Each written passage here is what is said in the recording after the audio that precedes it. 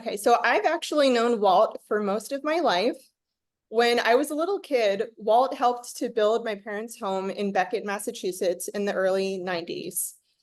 When my husband and I moved back to Western Massachusetts in 2020, we purchased a beautiful farmhouse that was built during the 1700s, knowing absolutely nothing about home ownership, let alone about toxic mold. My health had been steadily declining for some years at that point, but within weeks after having moved into the home, my health took a nosedive. I found myself with almost no short-term memory. I experienced bouts of vertigo, full body blistering eczema, panic attacks, depression, and extreme gastrointestinal reactions to many different types of foods. I went to see the rheumatologist, who ultimately diagnosed me with Hashimoto's and celiac disease. And I was also in a pre-disease state for an aggressive and eventually fatal autoimmune disorder called Crest scleroderma. Western medicine was telling me that I should expect to live a shortened lifespan where my quality of life would progressively get worse and worse, and where my best hope was to take strong prescription medications that would slow the progression of disease but would not cure me. It was such a mismatch from how I felt in my body. I didn't feel like I was going to die in a couple of years. Deep down, I knew that I needed to search for better answers than come back when you feel sicker. I began working with a functional medicine doctor and a nutritional therapy practitioner, and my doctor tested my urine for mycotoxins and told me that I was living in a home with toxic mold. Mycotoxins are toxins that are excreted by mold. It was at this point when I reached out to Walt, who I knew helped people in exactly these sorts of circumstances remediate their homes. I actually credit Walt with saving my life. Prior to building our home in Chester, prior to buying our home in Chester, we went through a thorough inspection period, and we actually hired a mold inspector to come look at the small amount of mold in the attic. This untrained, unqualified mold inspector performed 0 tests, and based off of a brief visual inspection, told us that the mold in the attic was no big deal. All we had to do was spray a little bit of bleach on it. When we realized how big of a problem the mold in the attic, and then in the basement, and also the rest of the house was, we were blown away by how scientific and thorough Walt's approach to addressing mold was. I never want anyone else to have to live through what my family and I lived through. Everyone deserves to be armed with accurate information so that they can make informed choices for the health of their family. And I hope that this discussion that we have tonight will be the first step in that direction. So a bit about Walt's background. Walt is an expert in the field of building sciences, where he acts as both consultant and expert witness. He assesses indoor building environments, indoor air quality, and oversees remediation management, green building design, and construction supervision. In his practice, Walt uses a combination of his knowledge of the basic sciences, building materials and systems, forensic investigative techniques, and logical problem solving. Walt is a licensed asbestos inspector in the state of Massachusetts and is a licensed mold assessor in the state of New York.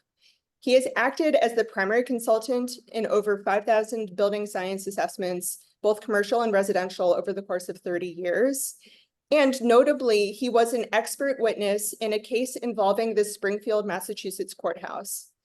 Many employees of the courthouse fell ill with serious illnesses, including cancer and multiple cases of ALS, Lou Gehrig's disease. Walt helped to secure a $91 million settlement for the plaintiffs to be paid over 4 years to properly remediate the courthouse so that it would be safe for employees to return. And a bit about my background. I am a certified nutritional therapy practitioner. I specialize in helping clients with autoimmunity heal their digestion, where I use a holistic root cause approach to support the body's underlying function. I received my BA from Yale University in 2010, and I received my MFA from California Institute of the Arts in 2014. I graduated from the Nutritional Therapy Association in 2022, and I'm also a level 1 restorative therapy practitioner. So yeah, with that, I thought I would ask Walt How did you first get involved in mold? Like how did you first decide that this was going to be one of your lifelong passions? Oh, thank you so much, Becca. It's so great to see you. I haven't seen you for a while, and it's great to see you and other people that are participating. Um, so I was a in college, went graduate school, a short stint in law school. Did not finish that. I didn't see that that was the way to go. Although I know some wonderful lawyers, and your father and grandfather included.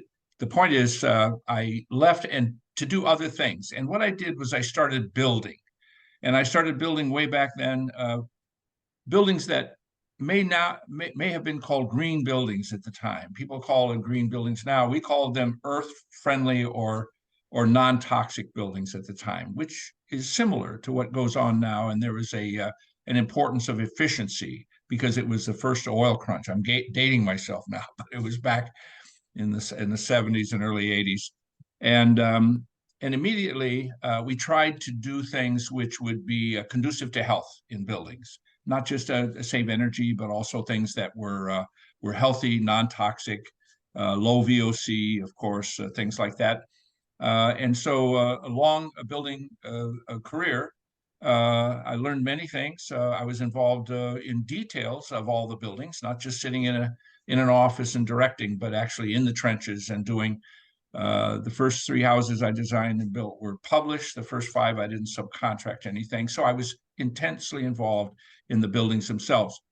And along about I think it was about 19, 1997. I was asked to be an expert witness in building science and environmental litigation, and so I got involved in that way, and also started doing more and more site investigations and consultations with individuals. I did a lot of commercial, nonprofit buildings, schools, churches, town halls, even a couple of defense contractors hired me at times. But mostly it was residential. So people's homes. And when I would go in, I would try to examine and understand their environment in their home, spending lots of times in our homes, of course, at work also in school, but many times at home for many hours. Some of us even working from home now. And so I wanted to understand the buildings, and so that I could not only diagnose the current situation in the buildings having to do with contaminants and or difficulties, but also what to do to improve the indoor air quality in those buildings. And so that's really what got me started at this. Going through the years, I've done many over the years, more and more litigation, been involved as an expert. And but the primary thing is people, their homes, their environment, and how to improve the building health of that building. So I actually have another question. Why do you think it is? Because kind of anecdotally, it seems like I am seeing more and more clients who have been exposed to mold, and I've heard more and more stories of people dealing with mold in their homes. Do you think that this is more of an issue of awareness, or do you think that homes are growing more mold than they have previously? And if so, why? Excellent question, and it's really both.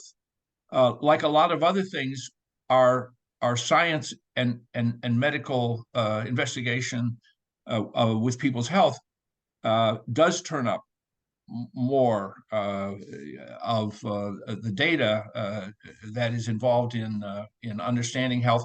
For example, there was a period of time I remember a number of years ago, maybe 12, 15 years ago, where asthma rates jumped.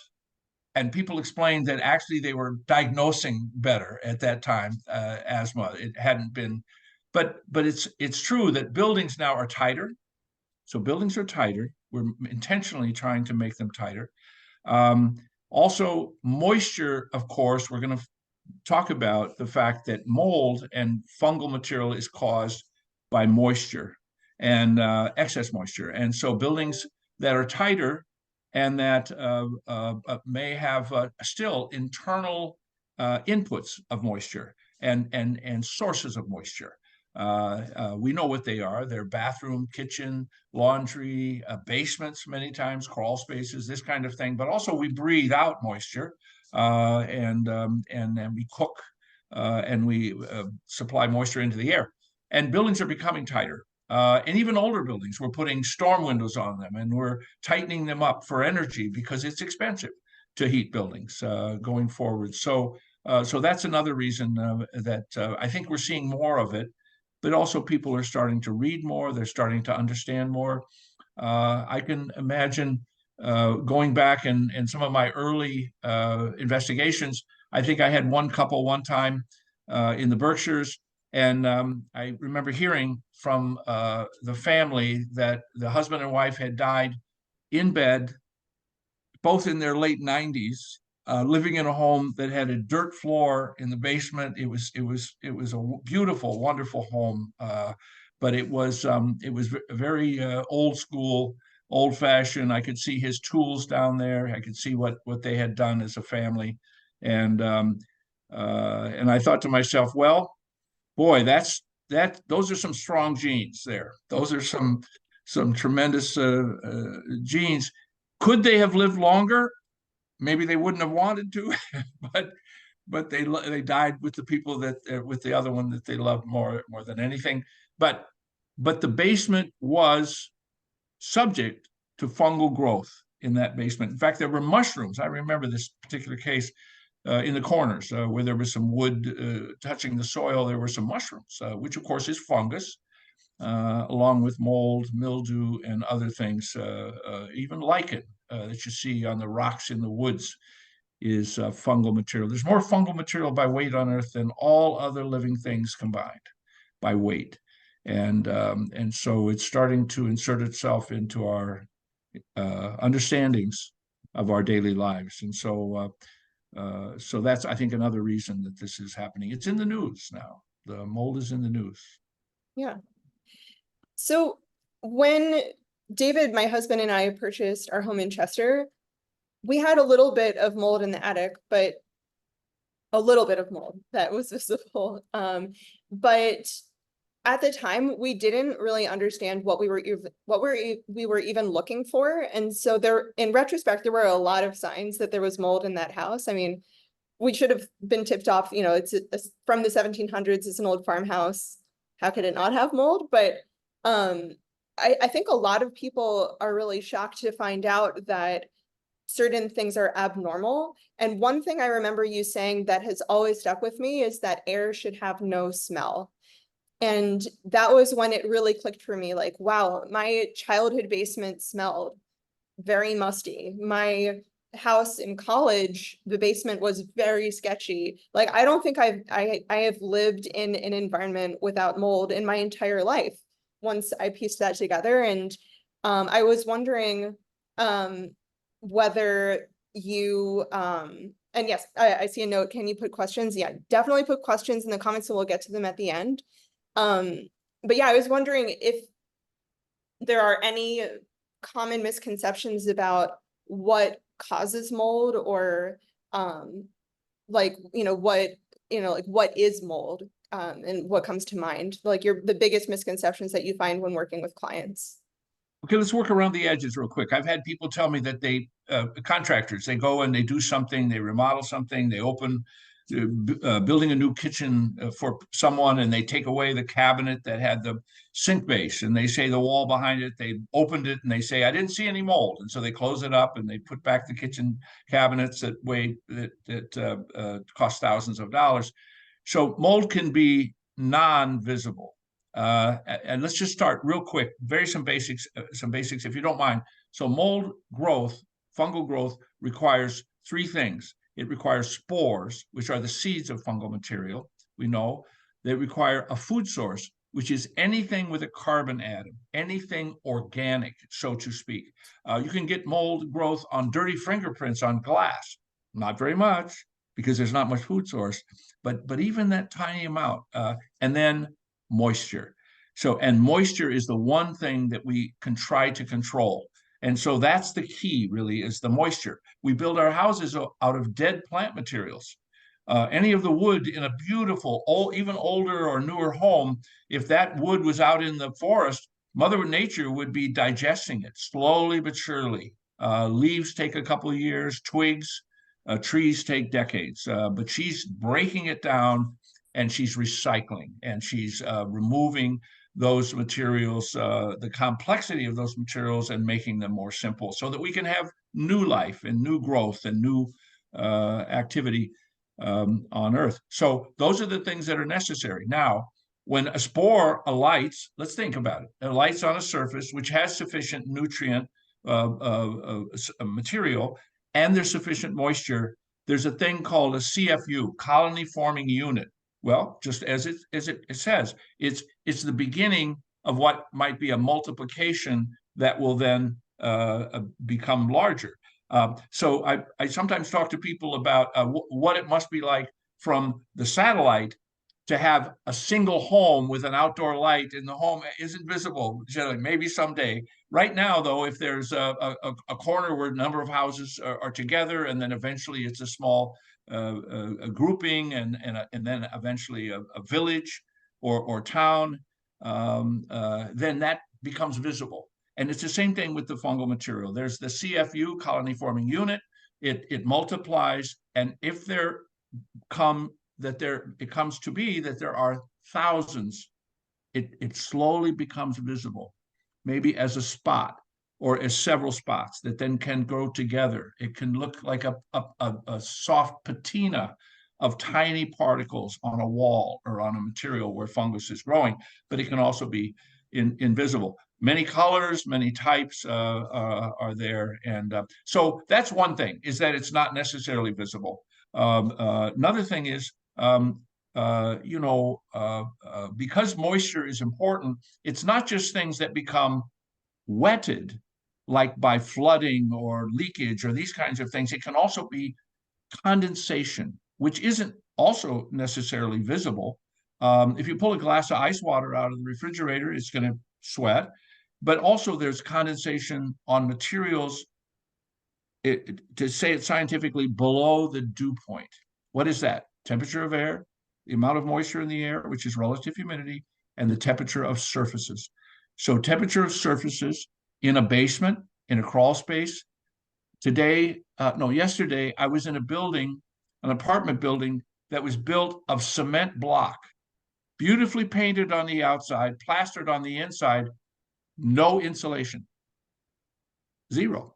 and there's a person in there, a woman who's living in there, and she opened her closet door, and on the back corner on the wall is all this mold, right? And the reason is it's cold. That is cold. So it's below the dew point temperature if I'm not moving too fast. And so condensation from the natural humidity in her apartment has condensed, and the spores, at least the common types, are everywhere.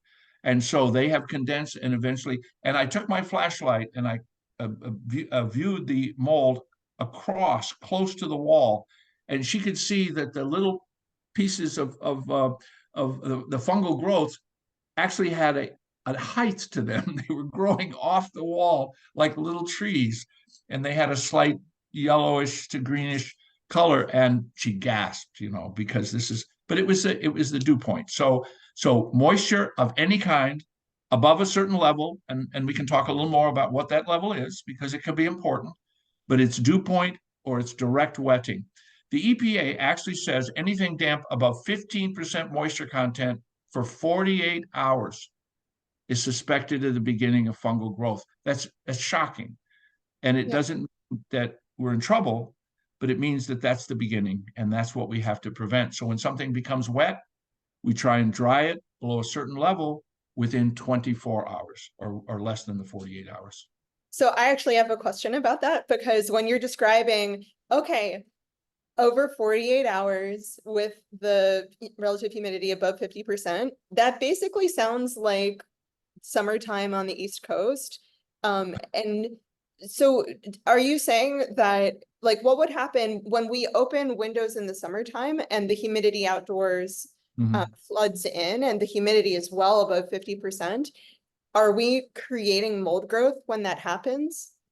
Are we better off keeping the windows closed?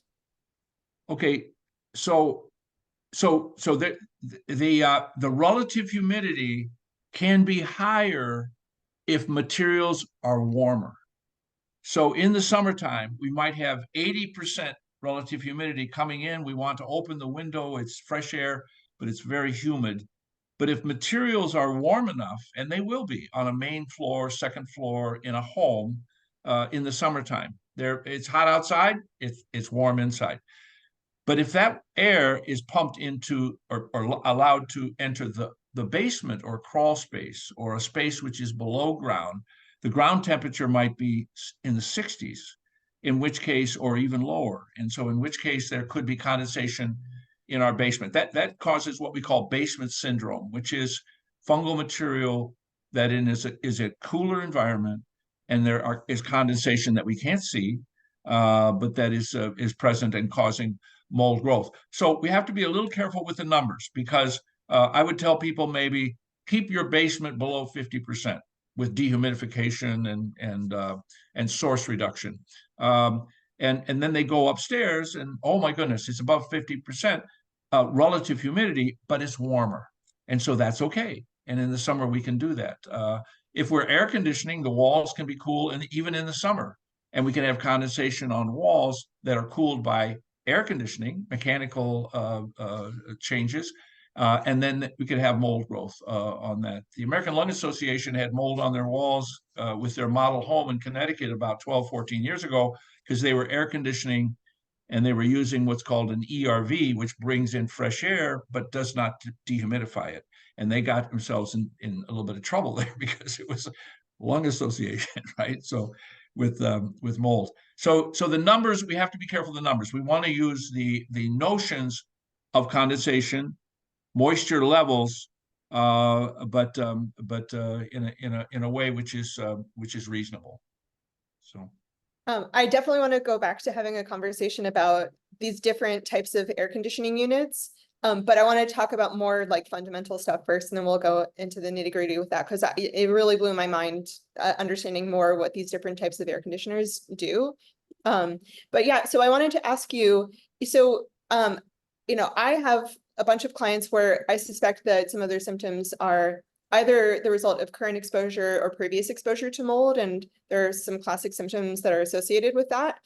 But then, how would someone who's wondering about this, how would you know if your home has a mold problem? Like when would people know to call someone like you to get help? Well, very good. There could be visible mold. It's possible. Sometimes we'll get a little bit around a faucet, maybe where the tub meets the wall in the bathroom, around the base of the toilet, different things like that. These are usually not big health concerns. And sometimes they also are occasionally or periodically damp, which means that they're not releasing spores or other destructive cell parts of the fungal material. So they're not necessarily airborne, but so visibly. So one thing is, do we see mold? All right. So another thing would be odor. So there's something about fungal material, and we'll use the example of the mushroom. The mushroom comes about growing on, say, a log that has fallen, a tree fallen in the wood that's a log, and you see this mushroom, beautiful, different colors. We're not sure. I think in Mass you can eat most that grow on wood. Don't quote me, but beautiful colors, amazing things Mother Nature has developed there. What is happening there is the mushroom is on the wood, and it is exuding a little bit of enzyme, and under the mushroom it's digesting a tiny bit of that basic material, which is a wood fiber or what's there as organic material, and then bringing it back into the mushroom as a nutrient a source. Well, what does it mean? If you don't mind me saying it, the stomach of the fungal material is on the outside of the actual body of the fungal material. So that can cause an odor, a VOC. It's called an MVOC. And so if you have mold growing in your house on something, you can get a musty odor. And so musty odor is another one. Okay, if we smell a musty odor, when I first started, I used to say that that may be mold. It is. That's Yeah. fungal digestion. Can I, What else? Just can I interject on that? please, please. So, I just remember like that musty smell was so normal to me because it had been normalized. Like I had never lived in a home that didn't have a musty smell in the basement. I just thought that that's what all basements should smell like.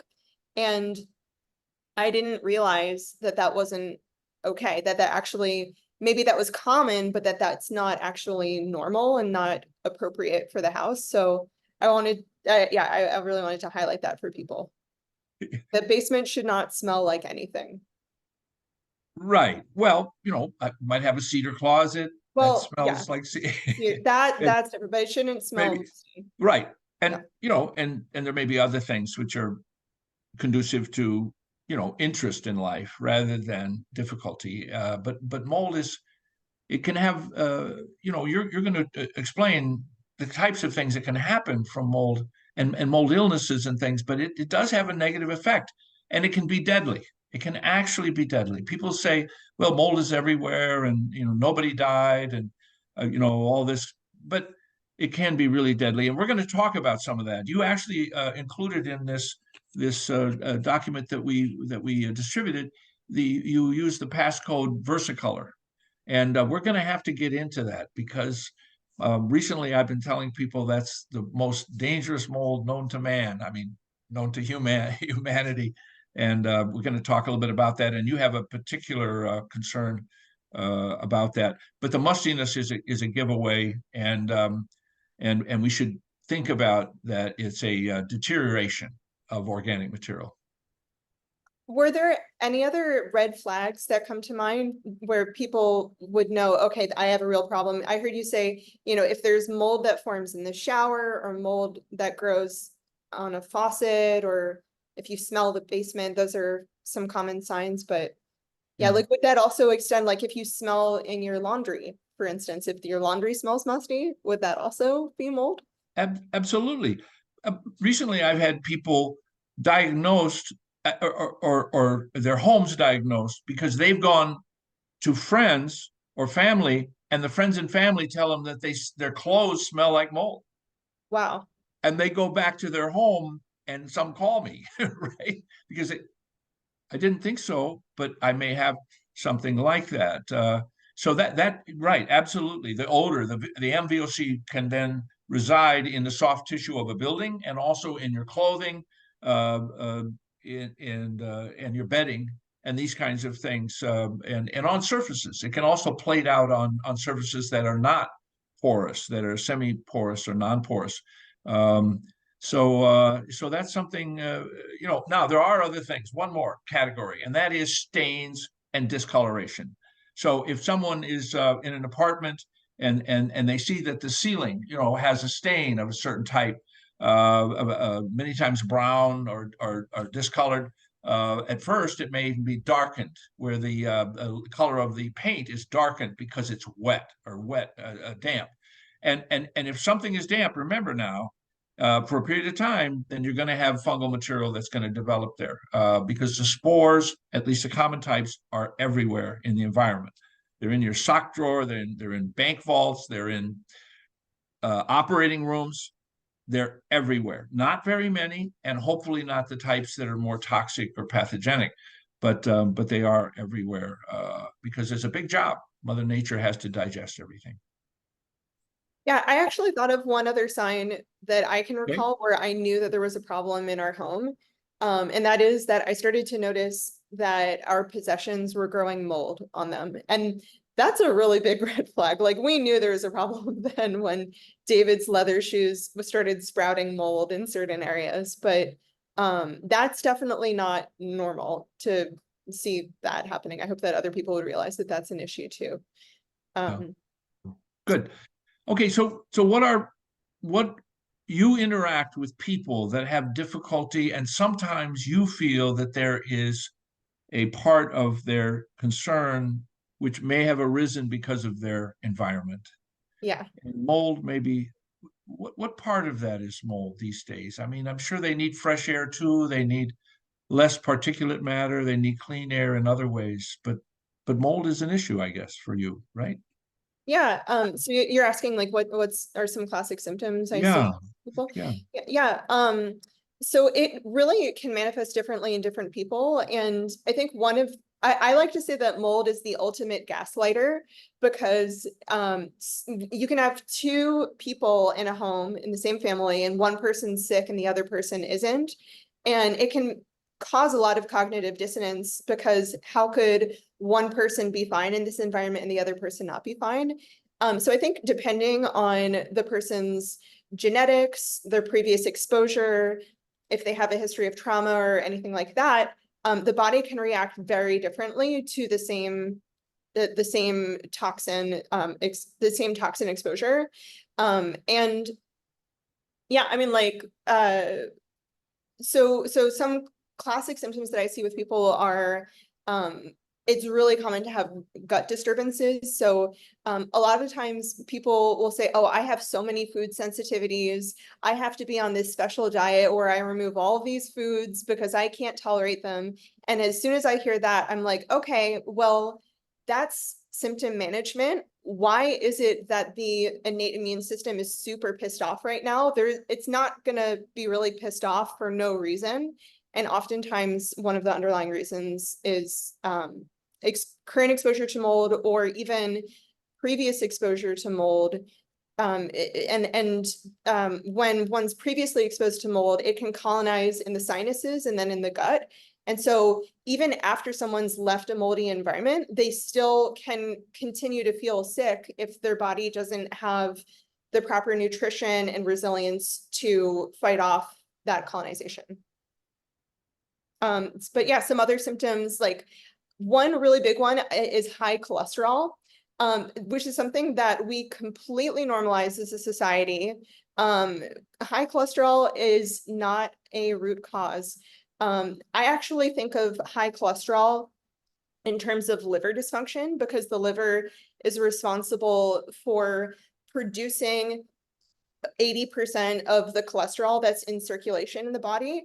And it's also responsible for maintaining homeostasis and regulating how much of the cholesterol is removed from the bloodstream. So when I have a client who comes to me and they say, oh, you know, my doctor ran blood work, I have high cholesterol. First of all, I think about that high cholesterol as the body attempting to resolve inflammation. And I wonder, what is this underlying cause of chronic inflammation? And there are many potential underlying causes, one of which is mold exposure. And then the other thing that I think about is, okay, well, why is the liver struggling right now? Why is the liver not maintaining homeostasis and keeping cholesterol within range?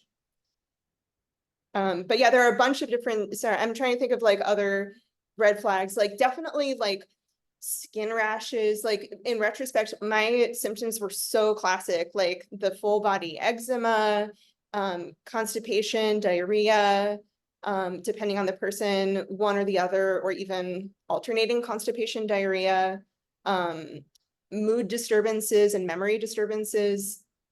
A lot of, you know, when someone is experiencing depression or anxiety, I think that we don't heed those symptoms with, you know, enough respect because our central nervous system, it's kind of like the security system for the body. And so it's constantly scanning our internal environment to see, okay, you know, are we maintaining homeostasis? Are we safe? Are there any threats? And so when we're experiencing a symptom like anxiety, there's a reason why we're experiencing anxiety. And so one of the potential things that can cause anxiety is being in a moldy environment because the body knows that it's being threatened and it's trying to send us a message.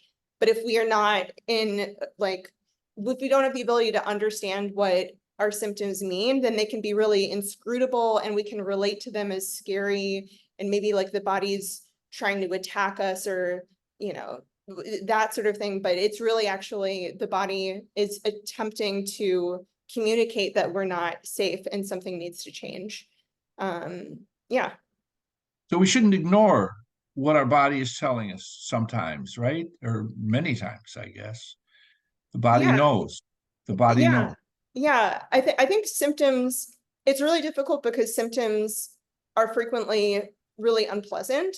Um, and I think like a really big reframing that happened for me and also that I encourage with my clients is to obviously take symptoms seriously and we want to resolve symptoms, but to also view the symptoms as an opportunity um, to understand and have a warning about what's happening in the body. And actually in this example where like, you know, one person is like the canary in the coal mine who gets really sick and the other person doesn't in the same household. I actually, even though it's unpleasant, I would rather know that something is wrong so that I can do something to correct that, because the person who's not overtly symptomatic, you know, is also undergoing the same oxidative stress, the same exposure to toxins, and just their body reacts to it by having less symptoms because of their genetics usually. The, I always want to learn more about what people call the immune system. Yeah. And maybe that's a misnomer. And maybe the immune system, that's not the way to say it. Maybe there are all these different things working together. But I hear it. And I hear sometimes, and also in the clinical literature, when I research fungal types, species, I hear can be difficult or can be deadly Yeah. for people immunocompromised, right? So is that kind of what you're talking about too? That people have a general condition which may have give them more trouble with certain types of difficulty, like mold, right? Yeah. I mean, I think that the crazy thing about mold is that people can react to species of mold that we don't even think of as highly toxic, and it really depends on genetics and previous exposure, and also like what other stressors are happening in that person's life. And there's a theory that practitioners use called allostatic load. And basically this means that when we're exposed to stress, that stress is cumulative. And so if we think about stress as going into a stress bucket, we've got little drips of, you know, radiation or pollution, mycotoxins, filling up the bucket more and more, you know, maybe eating an inflammatory diet filled with lots of processed foods, and it starts to fill up. And then we don't really feel that we're sick until the body's no longer able to compensate for all of those stressors and the bucket overflows. So yeah, that's kind of like an approach that, or a way that I think about it with clients.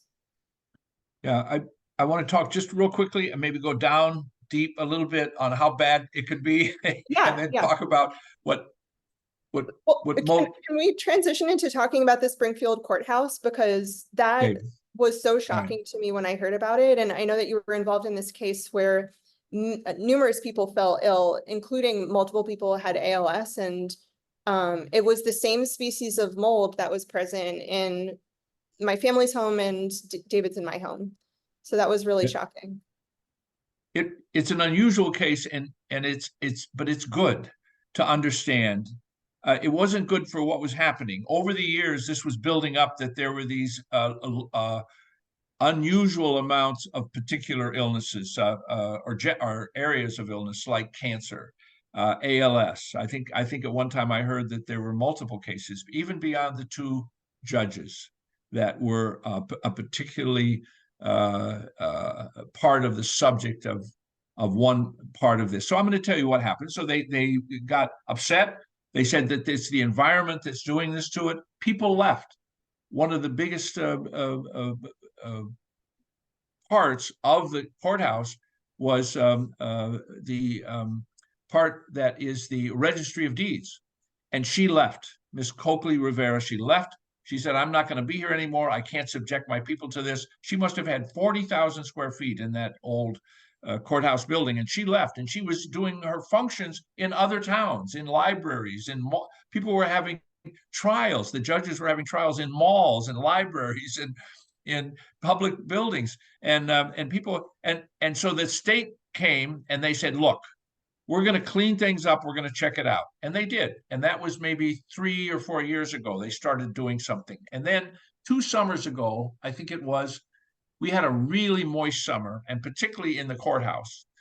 Courthouse is operating strangely. I'm going to tell you, when they air condition in the summer, they also run the heat, because the only way they can keep the moisture level down, the relative humidity in the building, something is wrong with this system, right? So, but it got so bad one summer that they had mold growing on the books behind the judges, and you could see it from the gallery.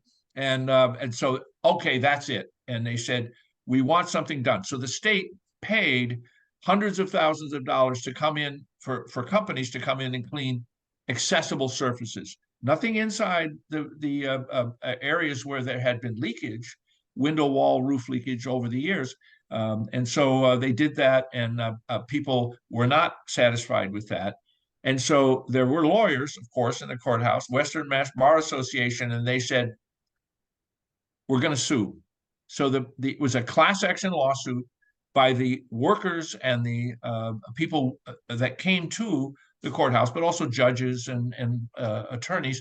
And they sued the state of Massachusetts and the trial courts.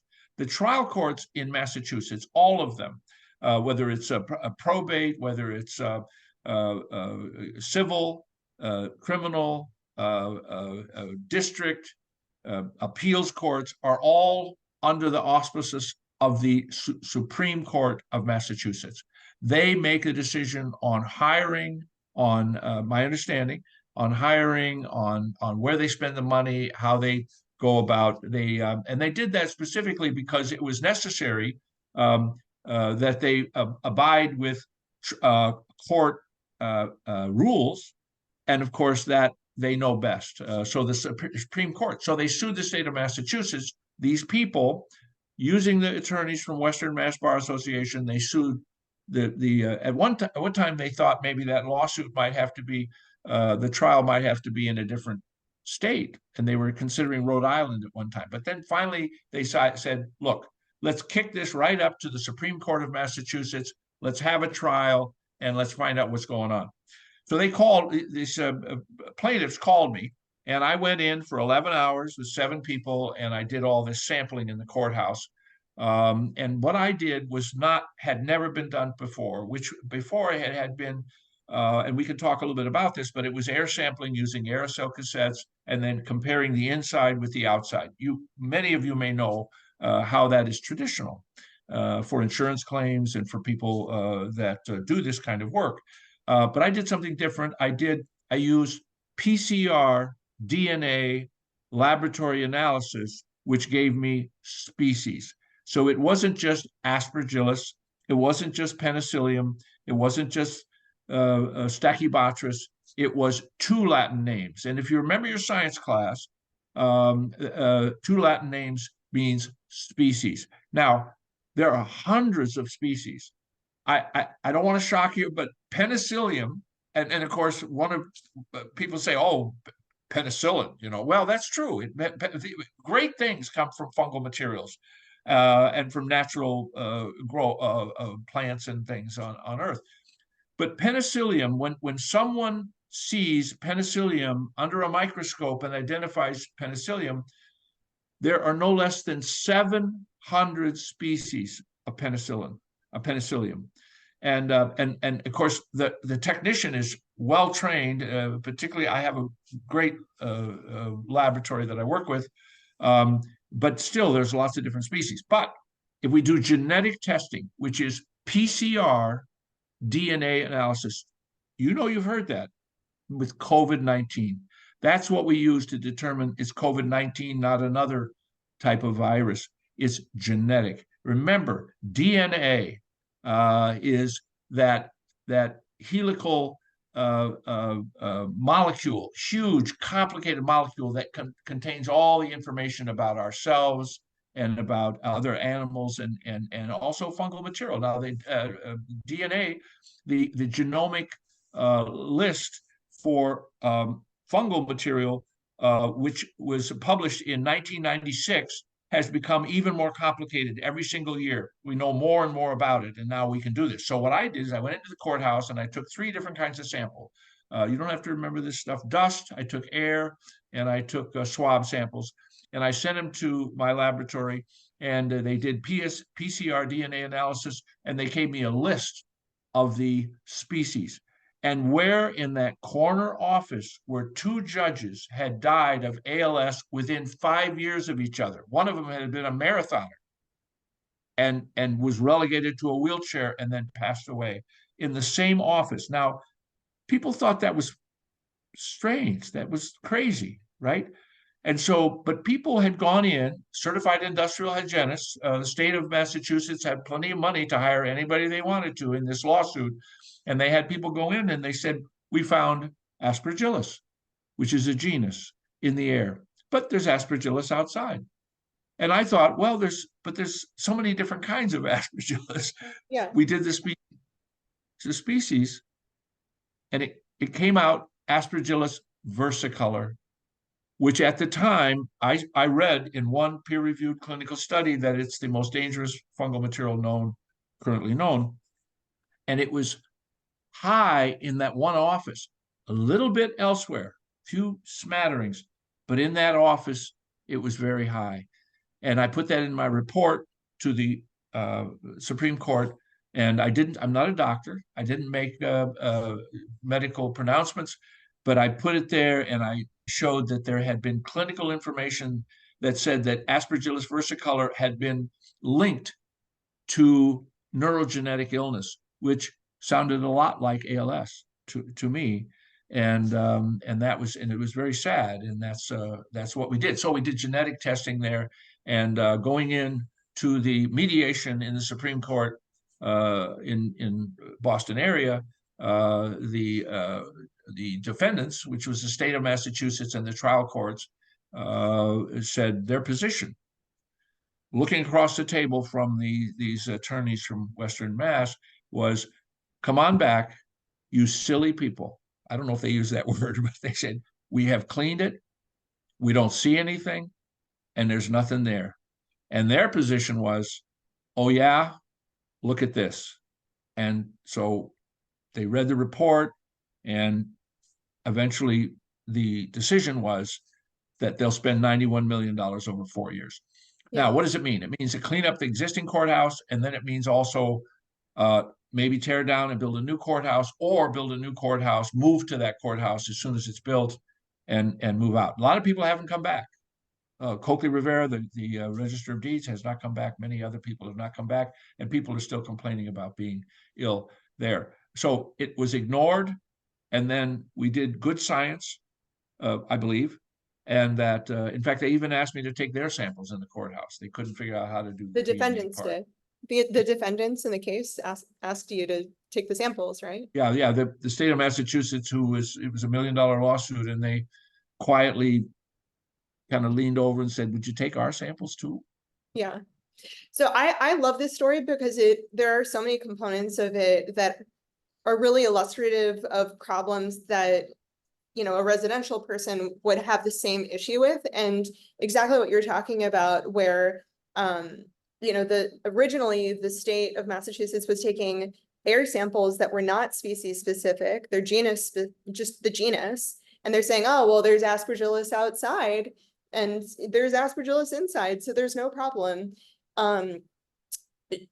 So that, yeah, that I think that there's this huge issue where people, even quote unquote trained mold assessors, maybe not licensed, maybe not regulated mold assessors, they think that just running the genus is sufficient, and it's really not. And this is like a perfect example of that.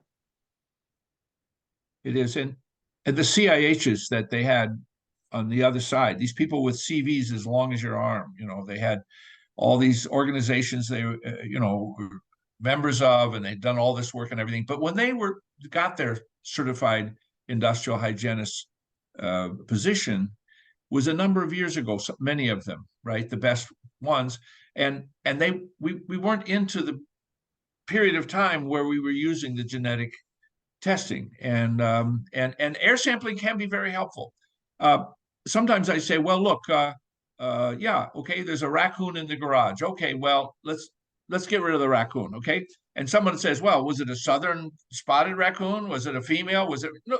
Come on, let's just get the thing out. So if we do air sampling and there's high levels of Aspergillus penicillium in the air, let's clean it up. Let's make it drier. Let's do the moisture, addressing the moisture, and let's remove the mold.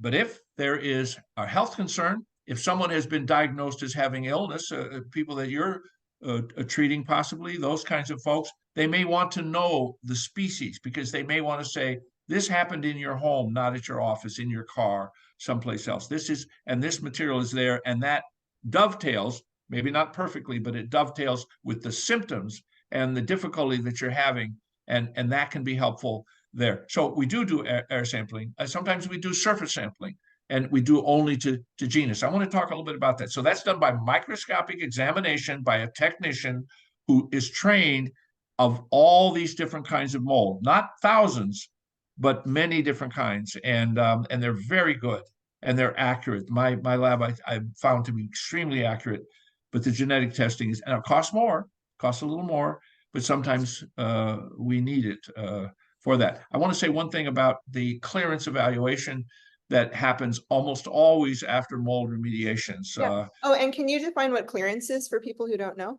Right. So there is an international standard for mold remediation.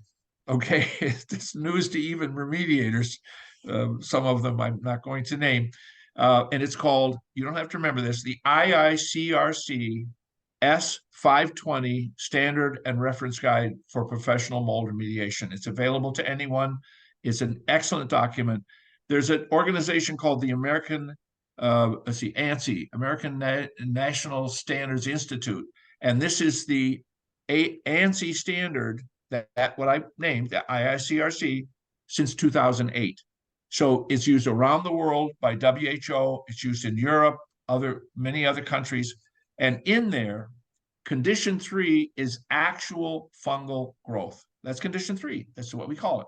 Condition 2 is the distribution of fungal materials from actual fungal growth in the form of spores, hyphal fragments, which are pieces of destructed mycelia or cell parts, and then other materials. And sometimes we're concerned about mycotoxins. We may want to talk about that. So condition 2, what is condition 1? Is condition 1 no mold? No, because mold is spores are everywhere, right? They're not necessarily, they're not growing. We have a zero tolerance for mold growing in a building, but they could have come in through the windows or we track them in or whatever.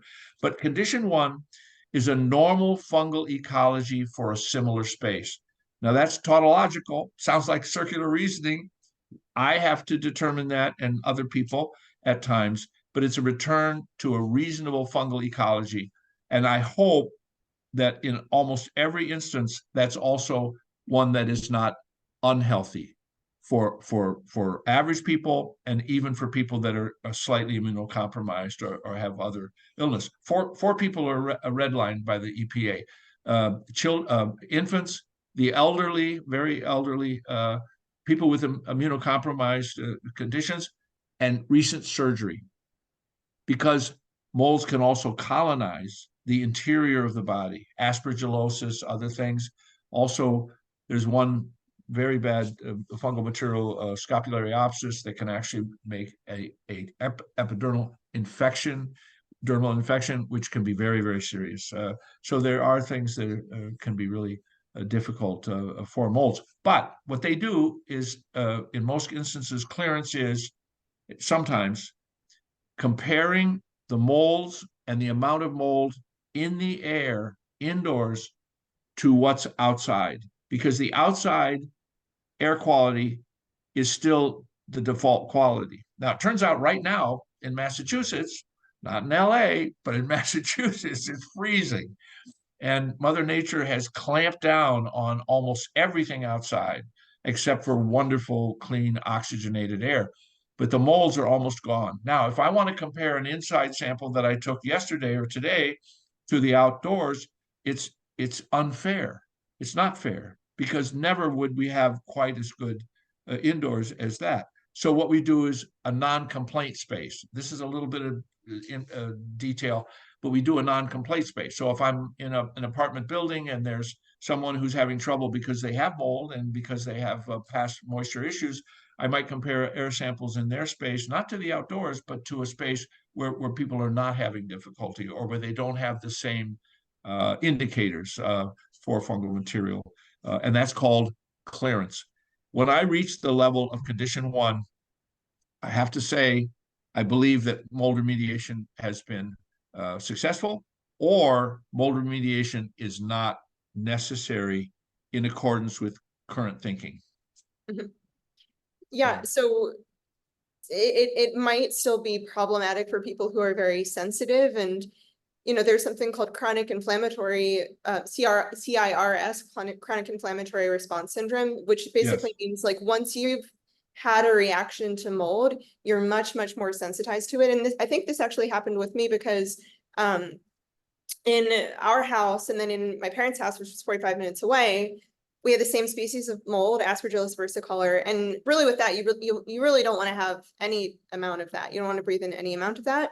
But it was much lower levels, still not ideal in Beckett, my parents' house. So we moved out of our house thinking that I would respond well in that other environment. And I was still really sick and deteriorating. And I think that was because I was just having a very different, very disordered response to mold at that point. And it was only after, and then we remediated and tested, and it tested zero. When you retested, it tested 0 for Aspergillus versicolor, and I was still getting sick. But we realized it was because the air with the species specific tests, it had 0 in it, but we hadn't thrown away the bed, and I was sleeping on the bed, which was like a sponge for spores. And I think that was probably why I was still getting sick. And once we got rid of the beds, I was fine in the environment after then. But I do feel like it's good to know that there's this standard, that this international standard. And also, I do think that there's room for people to advocate for their unique bio-individual needs. And if they know, like, I am a more sensitive individual, then there are ways of defining that, and maybe we could talk a little bit about like the clearance, that language that we developed in our mold contract, that's different from this international standard and was more specific to our family's needs. Yeah. Also, I want to say that there are things we can do even if we have some contaminants. We can do more fresh air exchange, fresh air from outside. We can do more filtration, right? We can do filtration, HEPA filtration. You know what that can mean. We can do specialized cleaning, periodic cleaning.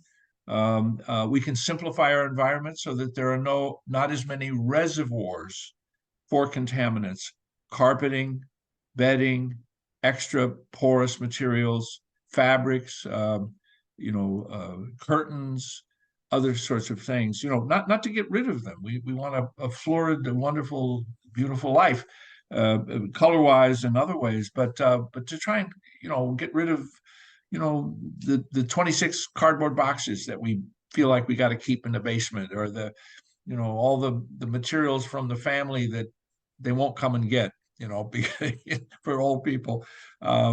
So there are many things we can do. These are things that would help in situations where we do have some, but we also want to clean and dry. Now, mold remediation per se, I want you to say, even in accordance with the IICRC S520, is removal of mold, not killing mold, removal of mold, and then changing the conditions that caused it, which is always related to moisture, lowering the excess moisture content of the air and of surfaces. And cleaning is, I'm going to make it simple, 2 things. On materials that are accessible, it's HEPA vacuuming and damp wiping with water or water and detergent. Biocides, strong chemicals, poisons are not necessary because the goal is never to kill mold. And I'm going to quote the EPA. Maybe they're not always right, but they're pretty good on this subject. Dead mold is more allergenic than live mold and potentially toxic. If you have mold, you can wipe it, clean it, vac it, get rid of it, or you can kill it and leave it. And if you do, now you're in trouble. Now you are in trouble. Yeah, I think that I remember you saying, and this really surprised me because everything that I had heard prior to working with you, the goal was to kill the mold. And this was such a different approach. And once you mentioned it, it made so much more logical sense to me. I actually made a meme on my Instagram about this. I don't know if you've seen the movie Jurassic Park, but there's like a really famous quote from it that's life finds a way, right? So like mold's gonna find a way. Like you can't actually kill the mold. The mold is gonna figure out a resistance to the bleach or the antifungal or whatever it is. But yeah, it was just such a different approach that you were talking about. It made so much more rational sense. And I think you mentioned that when mold senses that it is threatened, it really releases more mycotoxins, which later on, when I became a practitioner, I found to be so interesting because, of course, this mirrors inside the body as well as outside of the body. And so I will say, you know, my main approach as a practitioner is not to kill the mold necessarily. I think that that's eventually a goal that we want to work toward, but it ends up being really challenging because the process of killing the mold, eradicating it, addressing it, people become more symptomatic because the mold gets pissed off and it starts fighting back. So it's so interesting to me. I mean, obviously we're on planet Earth. We're all in the same, you know, subject to the same physical laws and everything, but it really does mirror the interior and the exterior are totally mirror themselves. Yeah. And we utilize fungal material sometimes in our foods. We do have some fungal material and bacteria we know in our bodies that are symbiotic in some ways, maybe, Yeah. sometimes not. And we utilize it for other purposes. And many medicines or beneficial chemicals and compounds come from the natural world. We know that, and fungal material, because it's so diverse and so widespread, is we haven't even started, I think, to understand the things that can be beneficial by discovering that which the mold is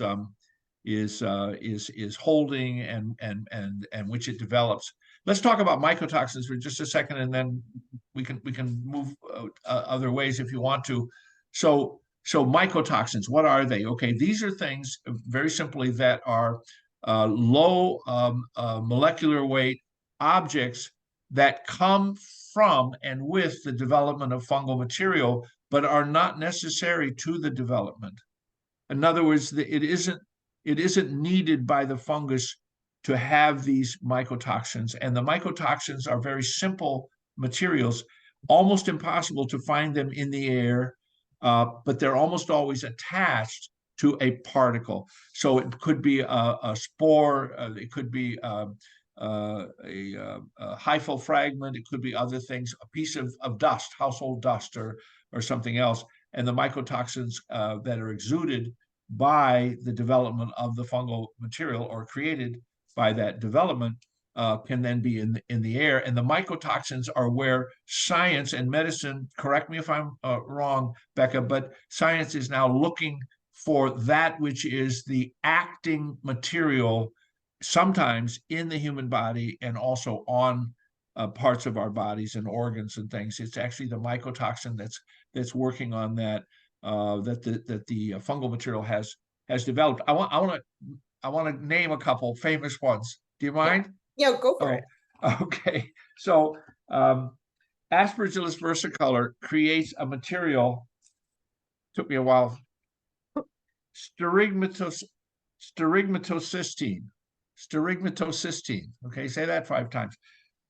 It's a mycotoxin to be seriously considered because it's a carcinogenic compound, and it can actually lead to the development of aflatoxin, which you may have heard, and in particular aflatoxin B, which is very difficult. And doctors that are practitioners in these areas, they're aware of these kinds of things. So it's that was what was in my urine, by the way. My doctor was like, I thought it was bad, but I didn't know it was that bad when she saw my test. Yeah. And then there's another, just one more roll call here, or the infamous Chaetomium and Stachybotrys are two types. Even the genuses will tell you that you've got some difficulty. By the way, Stachybotrys is the famous black mold.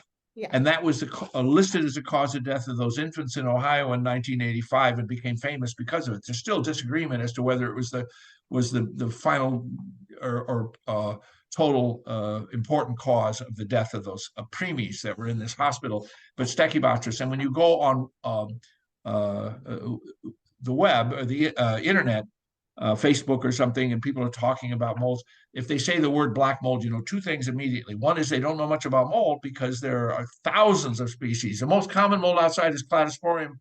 It's black. Okay, so it's not the color. It's the fact that Stachybotrys is a famous mold. But that's what they mean. When they say black mold, they mean Stachybotrys. Chaetomium is very close. There's a material called Chaetomium, and one of the species is Chaetomium globosum. And that creates, and I will have to have help with this, it produces chaetoglobosins A and C. And the presence of these mycotoxins can be lethal to mammalian cells, that's us, which act by binding to actin, leading to inhibition of cell division. It's a problem, okay? And that is Chaetomium globosum. If we got Chaetomium in an air sample, and they said it was in the air, even as a genus, it can be problematic, because I don't know, and maybe I should know, if there are any good species of Chaetomium.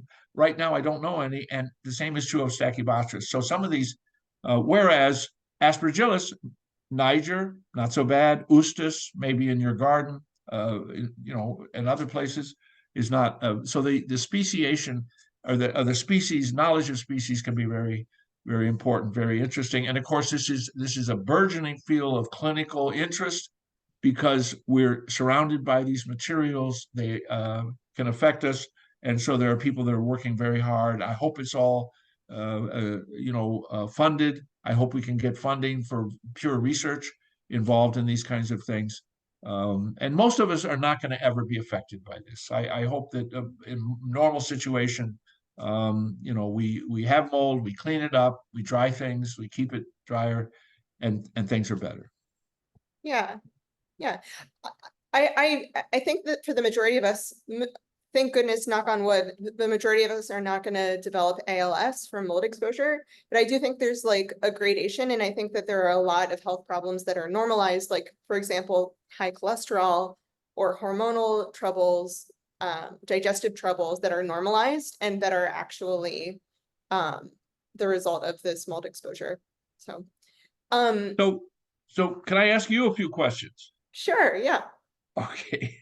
So sometimes I hear, now again, I'm the mold guy or whatever. People call me that. I do other things too, many other things. But the point is, sometimes they say to me, well, now I had Lyme, Mr. Benziger, and I'm really worried about my house. I want to know if I have mold because I had or have Lyme disease. Now, tell me about that, Becca. Is it a concern? Yeah, that's a really great question. So I think anecdotally, we probably all have people in our lives who have this combination of multiple chronic ailments, and maybe they have chronic Lyme and they also are sick from getting exposed to mold. And this doesn't happen randomly. It makes a lot of sense why this ends up happening. And going back to what I was talking about before about allostatic load and how stress accumulates and eventually overflows and causes symptoms.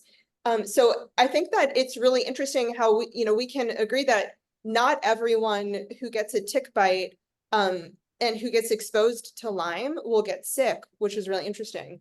Not everyone who gets exposed to Lyme and needs to go on antibiotics will eventually develop chronic Lyme, and not everyone, and you know, like there's a gradation of reactions to the Borrelia bacteria.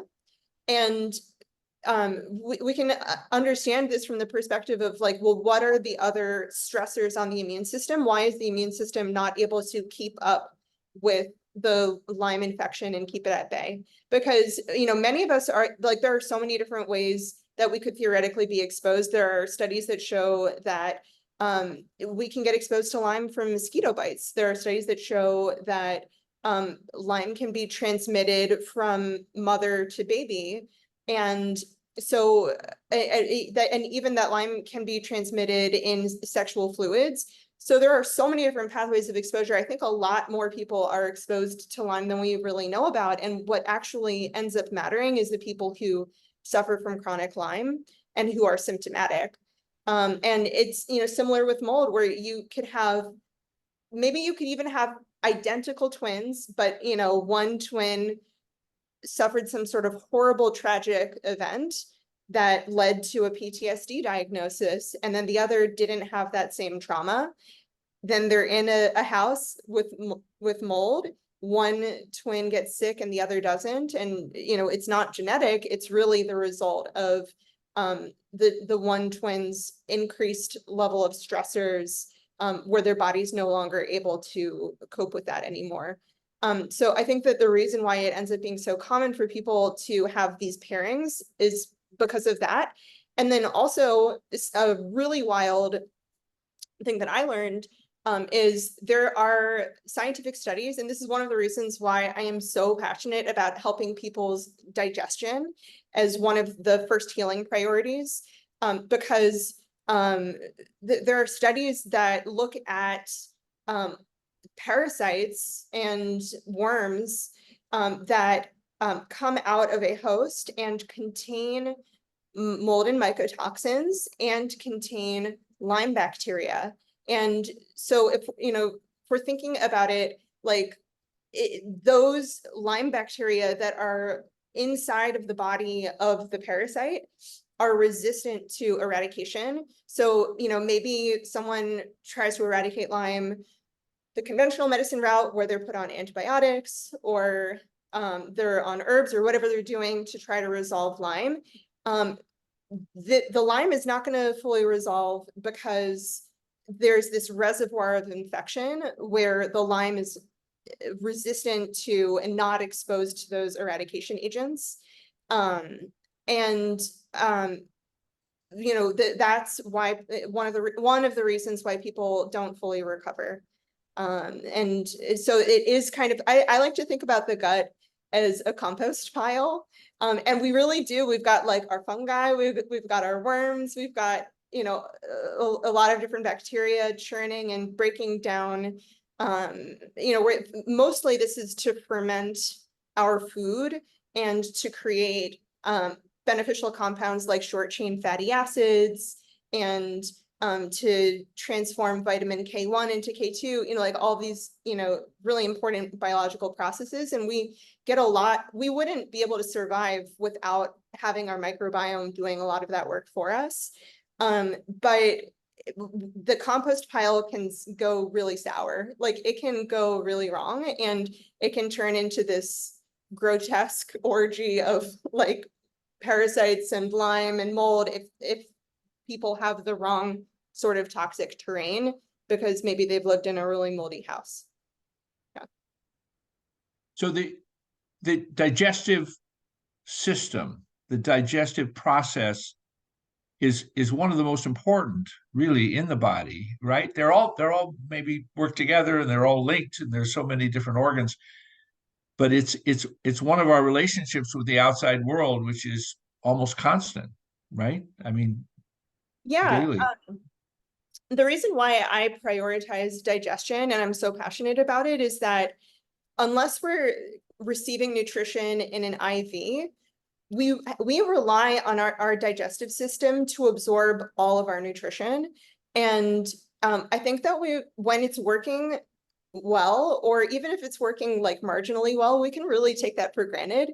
But when things go wrong, and we're not absorbing our food properly, and we don't have enough stomach acid to absorb minerals from our food properly, or vitamins properly, it then has cascading effects on every other system of the body, because we eat food, we rely on food in order to survive. And it's not just that you are what you eat, it's that you are what you're able to eat and digest and absorb and use. And it connects us to the world too, right? I mean, if you live in one part of the world, you're probably going to get some things that are conducive. I mean, they say eat locally and simply or something, but if you're in a different part of the world, then things grow under different climates, and maybe that would help you acclimate. I don't know. But it's a communication also, I see, and it's maybe a small part of that, but I think it's very interesting. It's the body finding out what is around it too. Hopefully, some of it's shipped far away, but yeah. Also, there are some estimates that say that like around 70 or 80% of the immune system is located in the gut. So if you end up having some sort of chronic festering infection in your gut, it's going to dysregulate the way that the rest of the immune system behaves. And this is something that I see time and again with clients, where they have numerous food sensitivities when we first start working together, and they really are having trouble tolerating many different foods. And then when we remove stressors on the immune system, like we address that festering H. pylori infection, or they go on a parasite protocol, or whatever it is that they need help with, then they're able to reintroduce the majority of the foods, if not all of the foods that they were reacting to before. Okay, well, we're moving along with time here. We're getting over our hour. Yeah, I'd like yeah. I knew it. I knew we would. A couple hours. It's very interesting, and I'm so pleased that people are working on what to do with the people that I've worked with their homes. That they have adequate research and caring in the medical field, whether it's first line situation, which may not be very helpful, or whether it's alternative and different types of approaches that people have. I like your approach that's seems to be much more holistic in a way, and I think it's just super. And I really appreciate you working with me on this and other things. And I'm going to continue to work the way I do, and I hope you and I can collaborate with knowledge, and maybe with these kinds of educational and conversational events. Do you want to open it to some questions now, or what would you like to do? I think that's a great stopping point for now. Yeah, let's open it up to questions. So let's see. Oh, so I think we addressed this first question. Lynn asked that she's told to spray down her walls and wash all cloth items and wipe down all other items. And she's wondering what type of sprayer to use and how thick to spray the antimicrobial. So I think that we started talking about this and how Walt's approach is not to kill the mold using an antimicrobial. Do you want to elaborate on this a little bit more? Yeah. So there are chemicals that we can use to when we have bacterial problems. We disinfect for bacteria. Bacteria is completely different from fungal material. And so if we have a toilet overflow, or we have some other kind of issue where pretty sure that there's a bacterial problem, it's actually disinfection. And could be a dilute solution of bleach. It could be quaternary ammonia, or one of these other kinds of things that are actually biocides. And but the fact that the biocide is intended to kill something that is living can mean that it may not be the best thing for us, and particularly if it's not necessary. So if someone kills mold, managed to, which is very difficult, kill spores, render them useless in a sense of further for growing in the future. If they manage to do that, then they should still remove the material. So why not remove it and not use something and bring something into your home or your environment which can be a negative in nature. Biocide means life, death, side, right?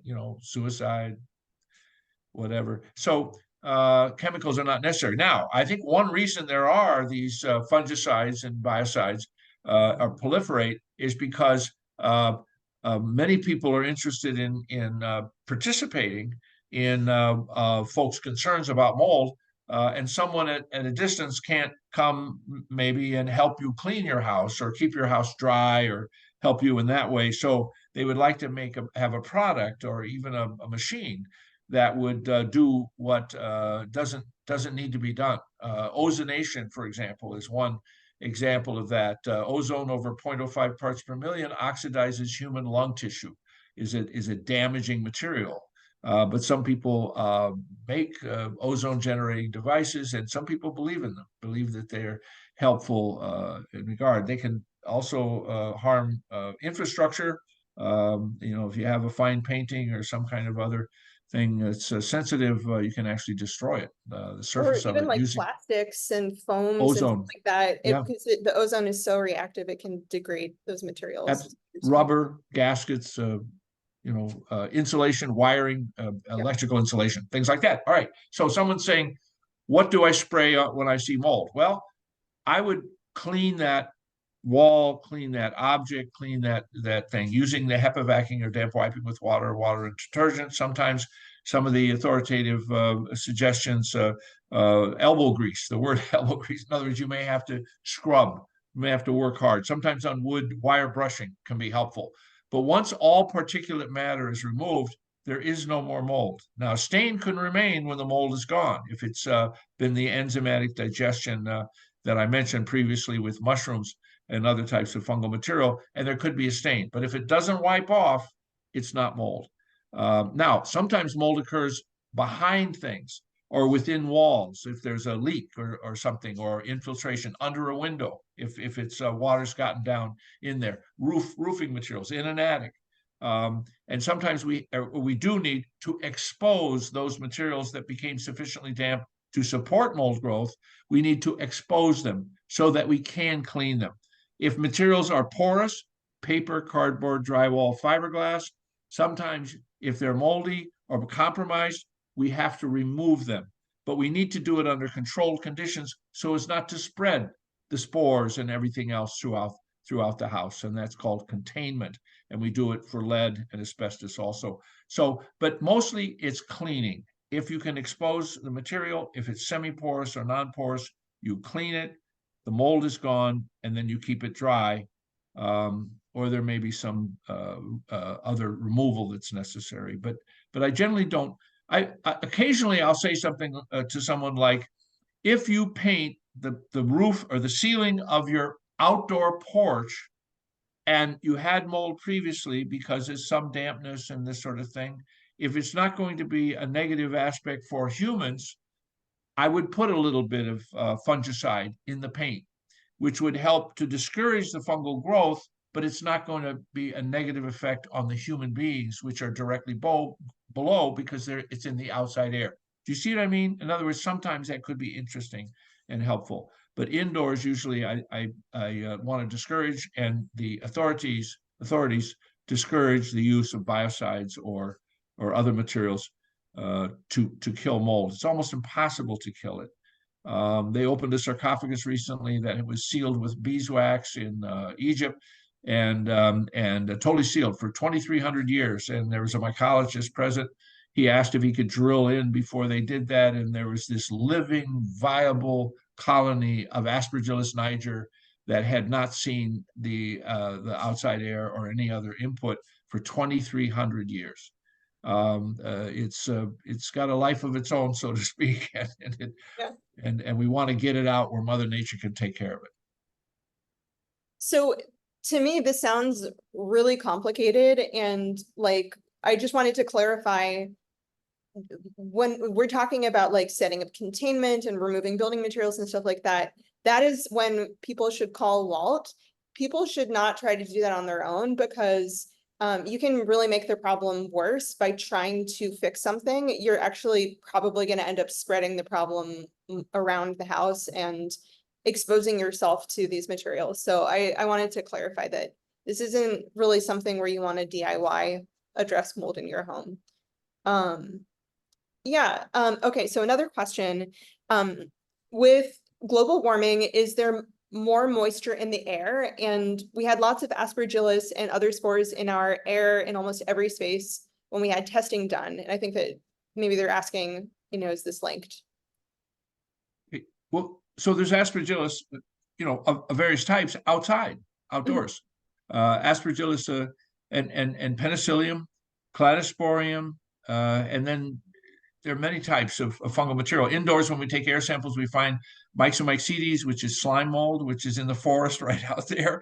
There are other types of fungal material which are present outside, and still the outdoor air is the default air. We love being outside. Some people are so sensitive that, of course, we know pollen can bother people, allergic responses, but even the outdoor air, the common materials that are outdoors in terms of mold, can also bother people. And some people in certain environments would need to wear a mask even outdoors, particularly if they're in certain areas where it's more present. But mostly the outside air is the default air. If we can get the inside air to be as good or better than the outside air through filtration, through the control, dehumidification, things like this, then that's really what we're trying to do. No space is perfectly without some contaminants of some kinds. But we want to get to a situation where the amazing human body, with all the wonderful mechanisms that you are discovering, Becca, and working on, can then help us live a happy, fulfilled life without too much pain and too much difficulty. It's not that we've made the world pure or perfect. Okay. Yeah. And tagging onto that, I think that is a big trap that people can fall into, where even after testing is done that says that a space is safe, there's an emotional component to this, that like, that's the environment. Those are like, that's where people got sick, or, like, that's where people had to throw away their possessions. And it's traumatic to go through this. I mean, it's expensive, it's traumatic. And, like, people, I think when, your home is supposed to be the place where you're safe. It's supposed to be the place where you seek shelter. And then when you realize that you can get sick in this place that's supposed to protect you, it can really flip your whole world upside down from a psychological perspective. And I think trying to realizing that you can't achieve perfection is really challenging for someone who's gone through that, because then there's this gray area of like, well, is it enough? Am I going to get sick again? And like, and it can be difficult to rest with that uncertainty. But from personal experience, like, I am a very, very, very reactive person. And I have become more and more resilient the further out I get from when I was exposed. So this is not something that, like, when you get the right support, it's not something that's permanent. And people have the ability to be very resilient, even if you've hit the genetic lottery for like not being able to detox mold and mycotoxins like I have. You can still, survive on planet Earth.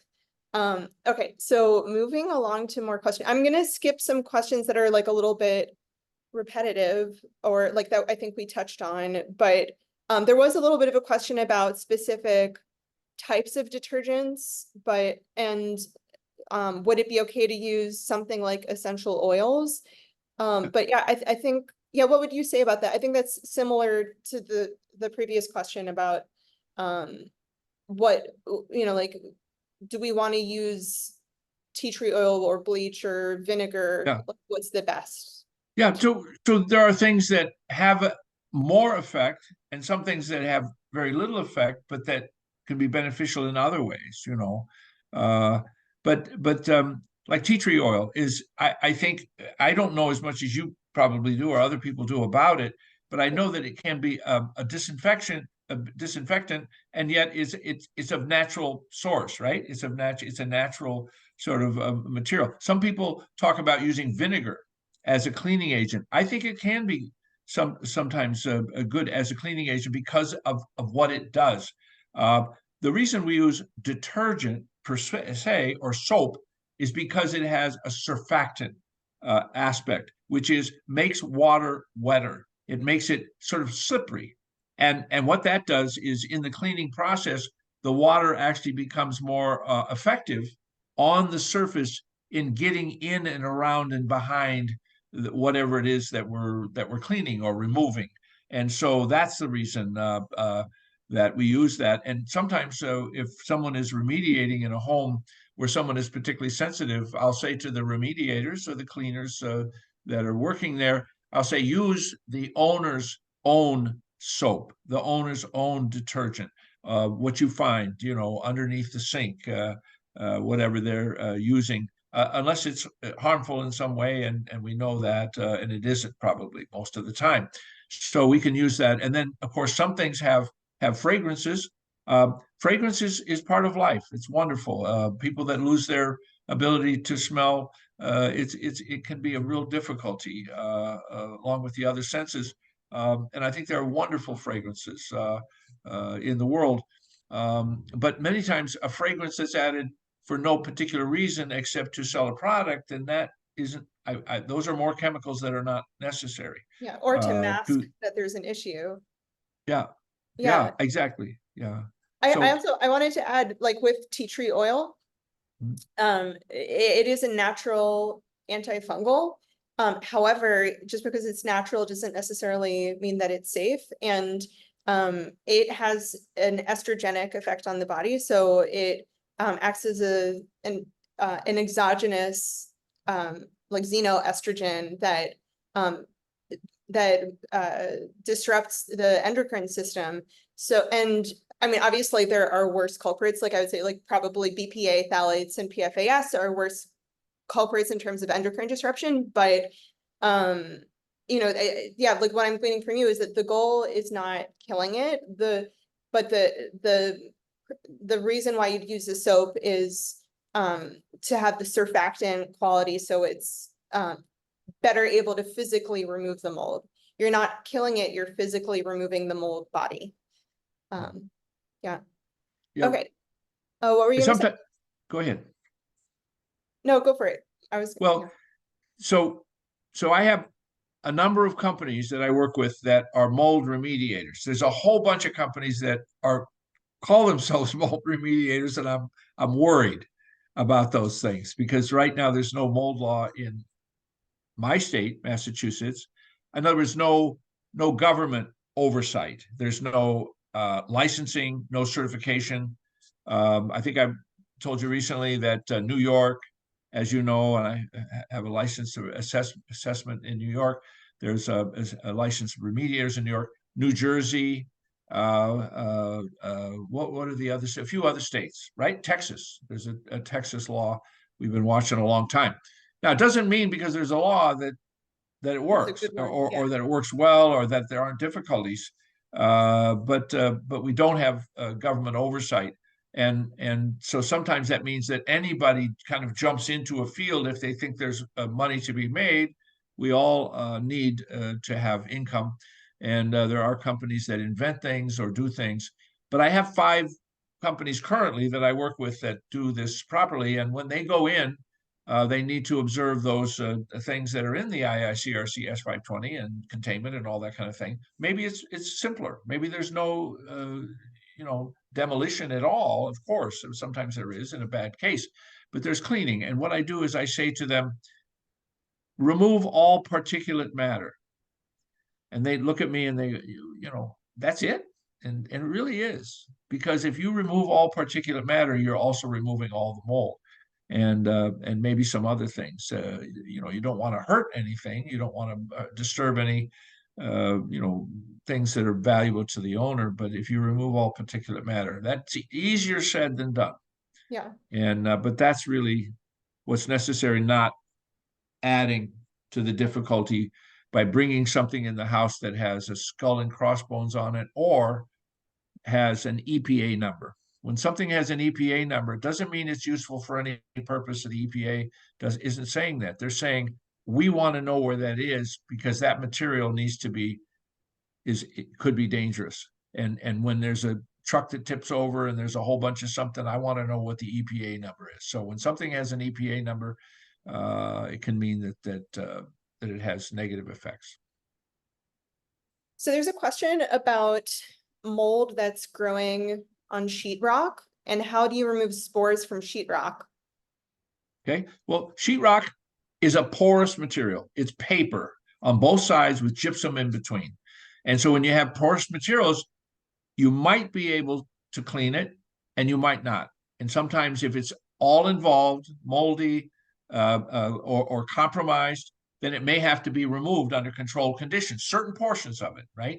And sometimes you can't see it on drywall.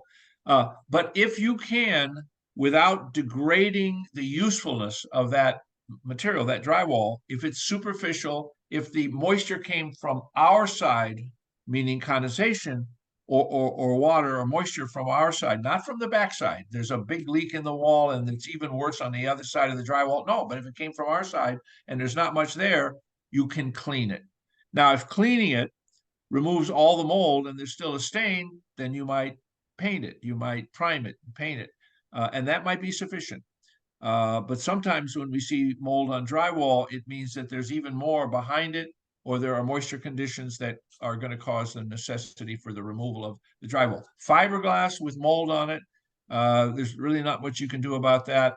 Other types of porous materials, garments and cloth and materials, generally effective laundering is sufficient to remove the mold on those things. By the way, this notion of mildew and mold, some people call me up and they say, I don't have mold, I just have mildew. And I say, well, that's fungus. And So much for clearing that up, because that drives me nuts. So, but traditionally, our ancestors were, smart people, right? Come on, we're here because of a lot of their effort.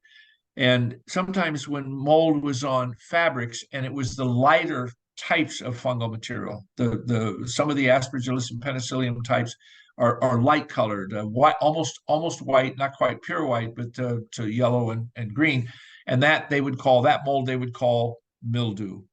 When they have people call black mold, one of the reasons that it has such a power is because when you have black mold, it is maybe Stachybotrys, Chaetomium, some of these others, maybe Cladosporium.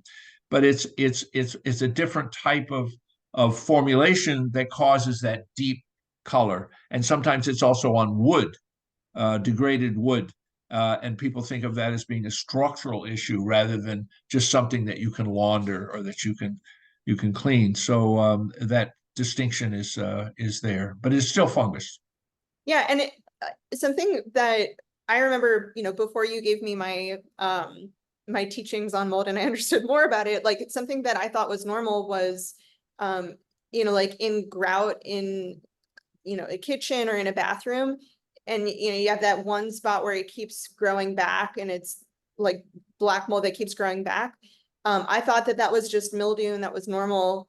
But looking back, like that's a really bad sign, because like, why is that mold able to grow back? Because the environmental conditions allow it to be able to grow back. There's enough moisture for it to be able to grow back. And I was kind of thinking about like, if I could ask you one more question maybe, and then we will ask that I have two more. I have one question that was that I got in my email, and then I have this question about grout.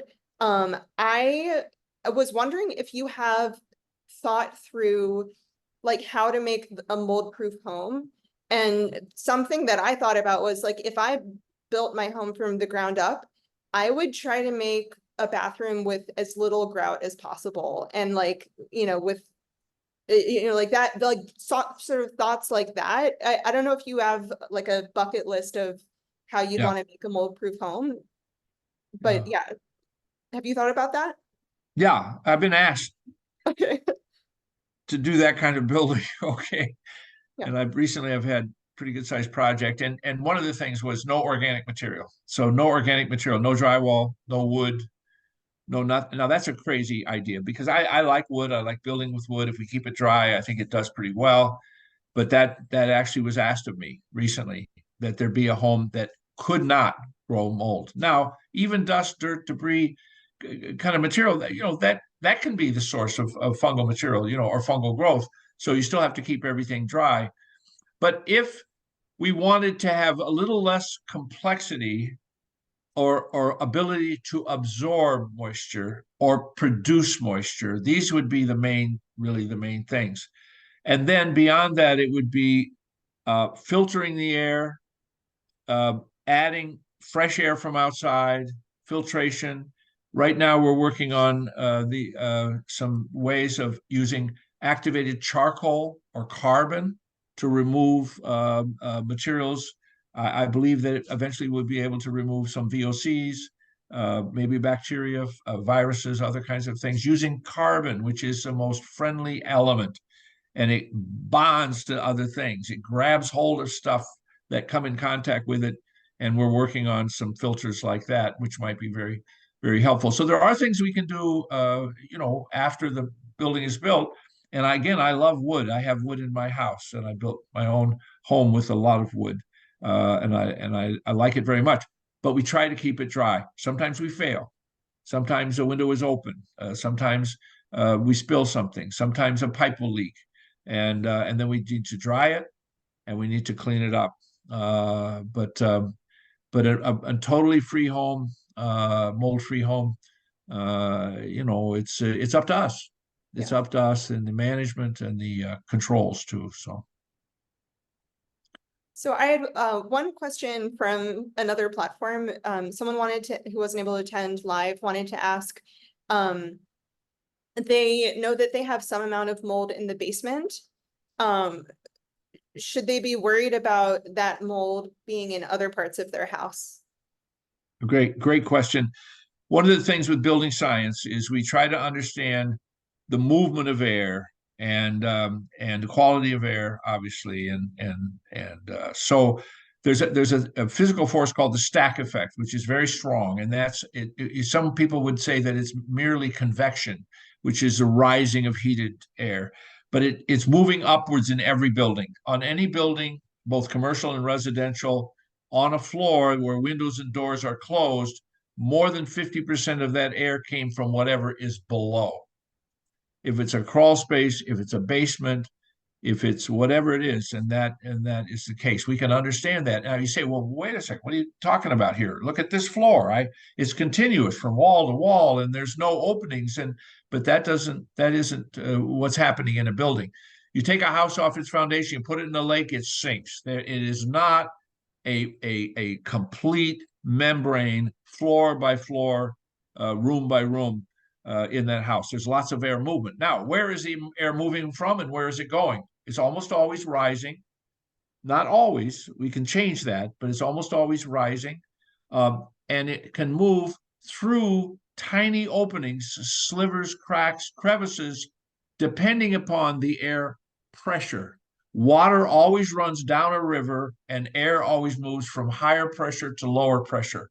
So if we have something, I tell people sometimes, kind of silly, but if I could say, if you have full containment in the basement while they're doing the mold remediation, a skunk could walk through and no one would ever know it upstairs. I mean, there is just not 1 cubic centimeter of air that would move up to the main floor if you have a negative pressure. Now, it's not easy to create a negative pressure, but you can do it. Or you can create a positive pressure in the upper floor or the space to be protected, and you will not have a contaminant from the disturbed area where there's particulates in the air going to but so pressure is crucial. We can't see the air most of the time unless it's smoke or other fine particulates are in great aggregate there. But we need to know where the air is going. because when we know what's happening. I want to tell one quick story. I went to a home one time. There were these people that worked for the, what did they work for? They worked for Verizon, I think. I'm sorry, I shouldn't name, but they worked for a large company. And they were very smart people, technically very bright. And I went to their home and they had this odor in their basement. And we looked all around and we couldn't find it, that there was this. And they said, where's the smell? And they said, it's over here. And so I got up on a chair. I was up looking. I was up above the drop ceiling and I'm looking around. And all there was up there was a lot of wiring and plumbing and all kinds of different things. But there was one pipe. And that pipe was about 3/4 of an inch in diameter. And I asked them what it was. It had a wire going in it. And they said, oh, that goes to the septic pumping tank. Oh, yeah, it runs the pump in the pumping tank. We have to pump our septic up into our drain field in another place. So there's a tank where the effluent from the house goes into it and is pumped in to the drain field.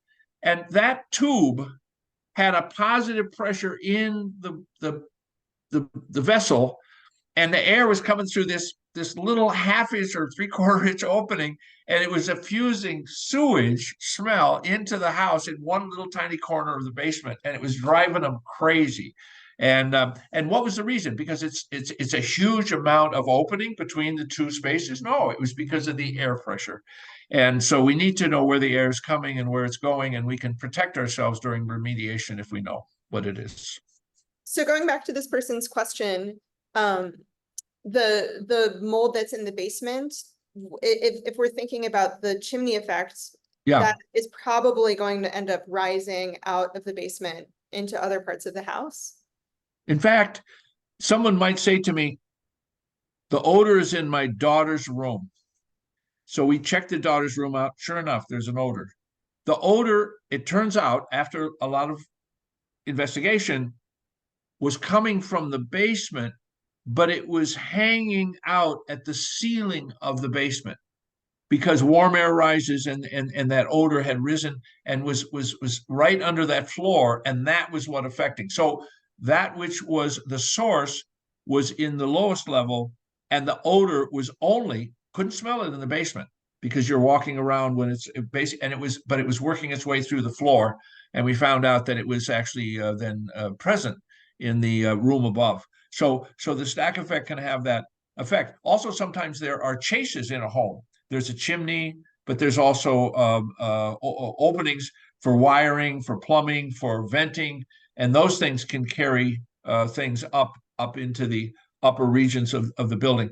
One good thing about the stack effect is that, generally speaking, air is not coming down from an attic.